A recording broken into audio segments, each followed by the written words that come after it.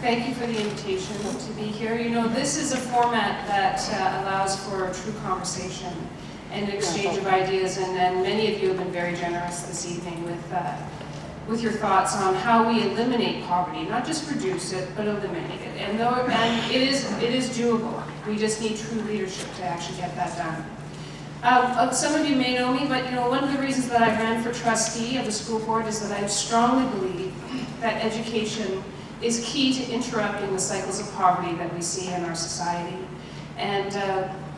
But we do see poverty in our education system. And, you know, in some respects, poverty hides extremely well in the city of Waterloo, not so much in Kitchener, but we do see it in our education system. Children every day come to school hungry or without the appropriate supplies, and we have been trying to respond to that in our school system.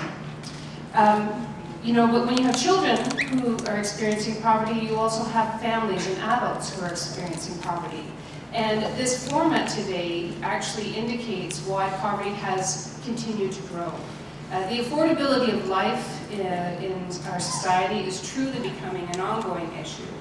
We've seen the HST increase, heat and hydro. We've seen rents go up. Actually, the affordable housing issue in this province has not gotten any better under the McGuinty government.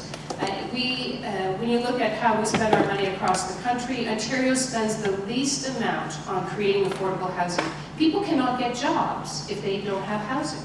You know, it's one of those stability things. Even the TD Bank of Canada has weighed in on this issue. So we are also seeing, when I was talking with the infrastructure folks, about the importance of transit. You know, if you can't afford transit, you can't get to a job, and transit is a #1 issue. One of the issues that the NDP is going to be addressing, though, is a 50-50 cost sharing around public transit. The province and the municipalities need to work closer together on these issues. We will pay 50% of the operational costs of transit if there's a fare freeze at the local level.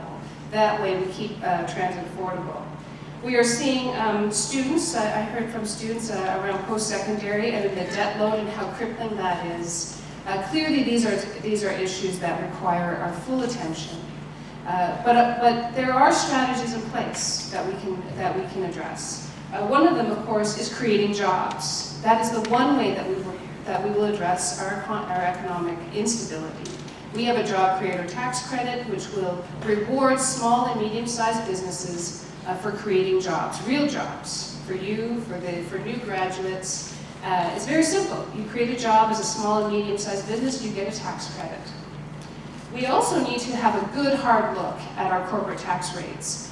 The government continues to give away millions and millions of dollars that go to the profit margins of large corporations. There's no correlation between corporate tax giveaways and creating jobs. That's your money, it's my money. We need to spend that money more appropriately.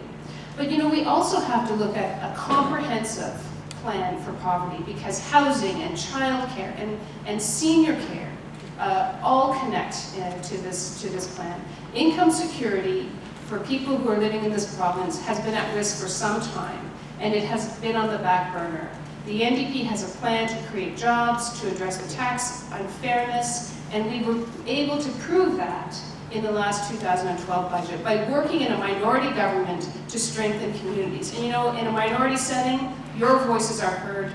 That is why you need to elect a new Democrat to Queen's Park on September 6th.